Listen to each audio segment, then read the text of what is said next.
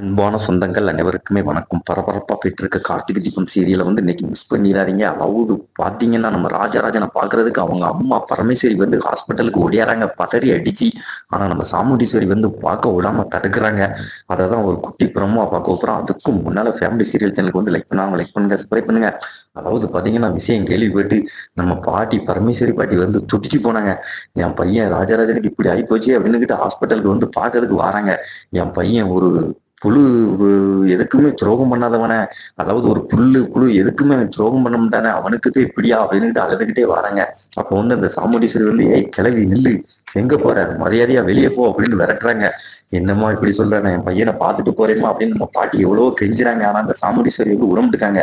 அதுக்கடுத்து நம்ம ரேவதி அம்மா இப்ப மட்டும் பாட்டி நீங்க உள்ள உடல, இங்க நடக்கதே வேற அப்படின்னு சத்தம் போடுறாங்க. அதுக்கடுத்து நம்ம மயிலும் கையெடுத்து கும்பிட்டு சாமுண்டீஸ்வரத்தை கெஞ்சி கேட்கிறாரு, அத்தை ப்ளீஸ் தயவு செய்து பாட்டியை உள்ள விடுங்க பாக்குறதுக்கு, இந்த பாவத்தை நீங்க செய்யண்டா அத்தை அப்படி இப்படின்னு கெஞ்சுறாரு. அதுக்கடுத்து பாத்தீங்கன்னா அந்த நம்ம ரேவதியும் பயங்கரமா கூட கொஞ்சம் திட்டுறாங்க.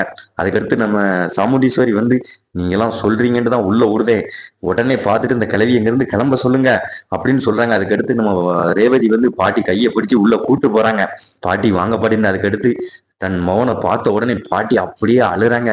டே ராசராசா, இந்த உலகத்துல உன்னைய பாக்குறதுக்காக நான் இப்படி இருக்கேன் அப்படின்னுட்டு அழுறாங்க. அதுக்கடுத்து நம்ம ரேவதி நம்ம பாட்டிக்கு ஆறுதல் சொல்றாங்க. அதாவது பாத்தீங்கன்னா இன்னைக்கு பரபரப்பா போயிட்டு இருக்க எபிசோட மிஸ் பண்ணிடுறாங்க. மறக்காம நம்ம சேனலுக்கு லைக் பண்ணுவாங்க, லைக் பண்ண சப்ஸ்கிரைப் பண்ணுங்க.